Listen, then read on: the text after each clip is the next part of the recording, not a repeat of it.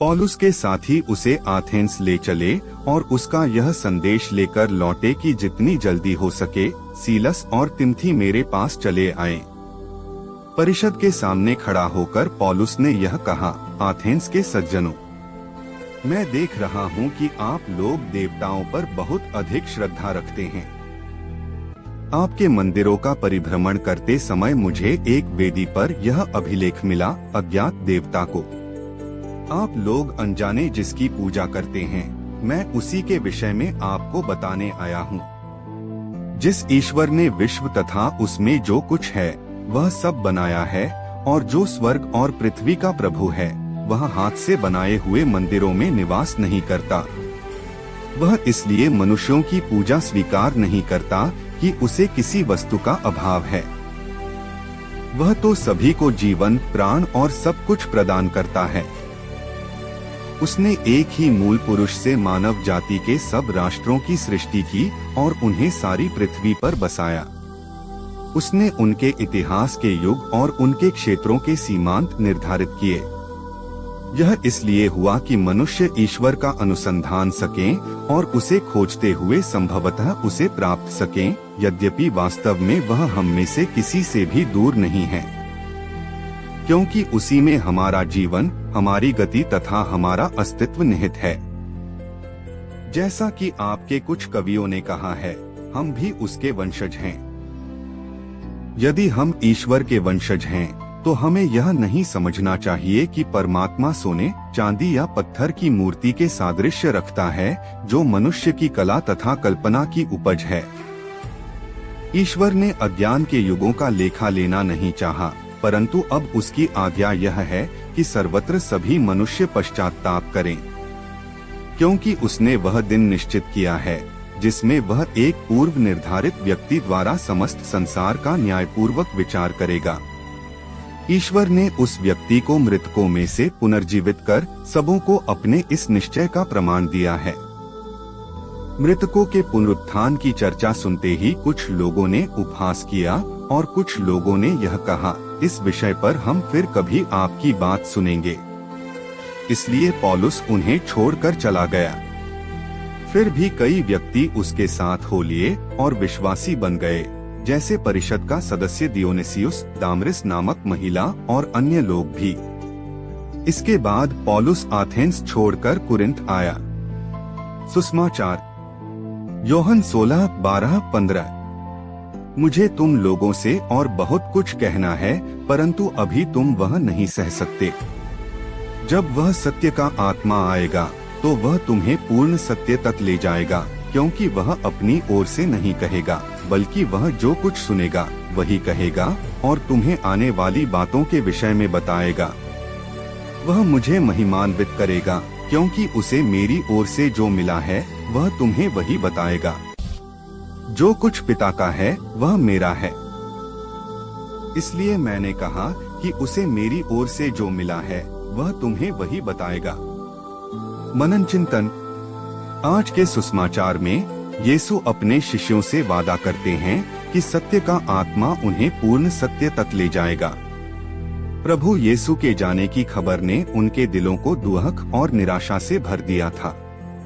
उन्होंने यीशु के जाने के साथ एक सांसारिक राज्य और उसकी शक्ति के अपने सपनों सिमटते देखा, और वे उनके द्वारा लाए गए पिता ईश्वर के दिव्य प्रकाशन को पूरी तरह से प्राप्त करने में असमर्थ रहे। परंतु पेंतेकोस्त के बाद तस्वीर बदल जाती है, जब पेतरुस ने आत्मा से भरकर यह घोषित किया कि क्रूस पर चढ़ाए गए यीशु प्रभु और मसीह दोनों हैं। आज के प्रभु यीशु के अनुयायियों को अपनी इच्छाओं को शुद्ध करने, अपने भ्रमित विचारों को शुद्ध करने, मसीह के संदेश के सही अर्थ को समझने और उसकी गवाही देने के लिए पवित्र आत्मा के निरंतर मार्गदर्शन की आवश्यकता है।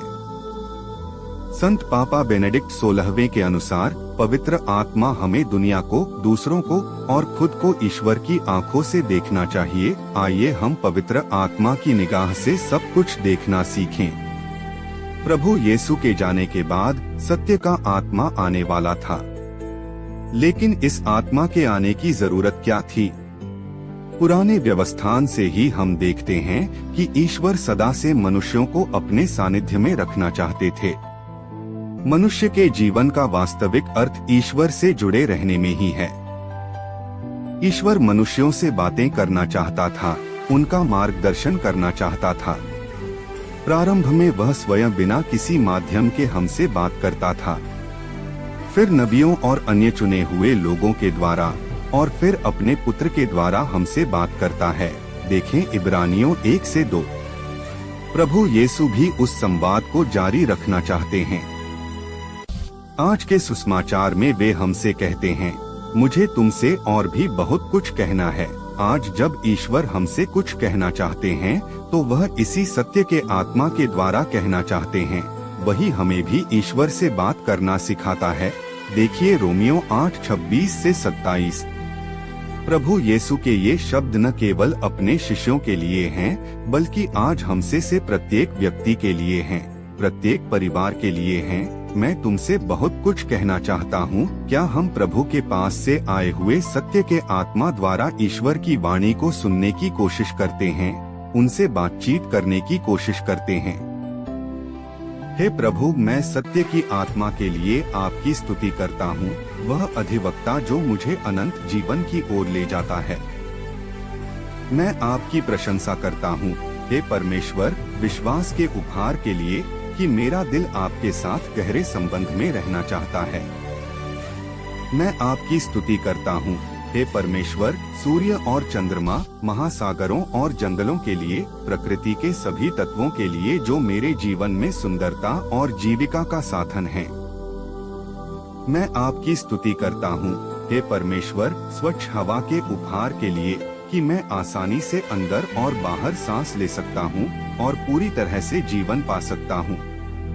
मैं परिवार और दोस्तों के लिए आपकी स्तुति करता हूँ जो मेरे अस्तित्व के लिए ऐसा जीवन और आनंद और अर्थ लाते हैं। मैं आपकी स्तुति करता हूँ, हे परमेश्वर, मेरे सामने आने वाले दुख और कठिनाइयों के लिए, क्योंकि वे मुझे मेरी भेद्यता और आपकी निरंतर आवश्यकता की याद दिलाते हैं।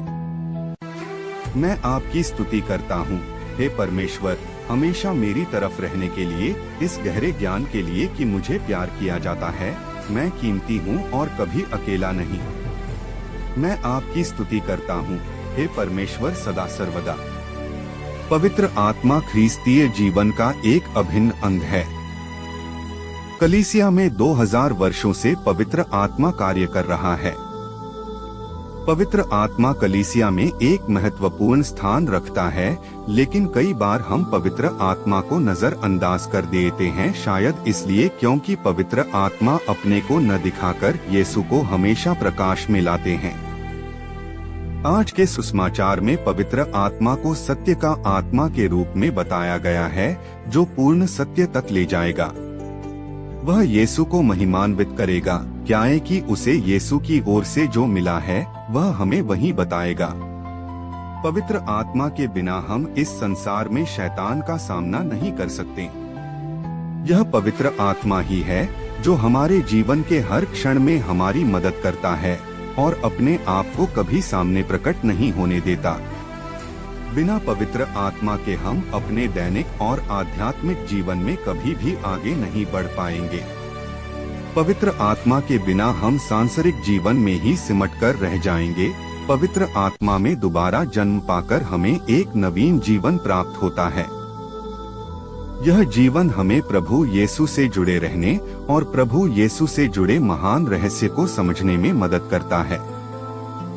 आइए हम सब आज के पाठों के द्वारा पवित्र आत्मा में दोबारा जन्म लेते हुए एक नवीन जीवन की शुरुआत करें।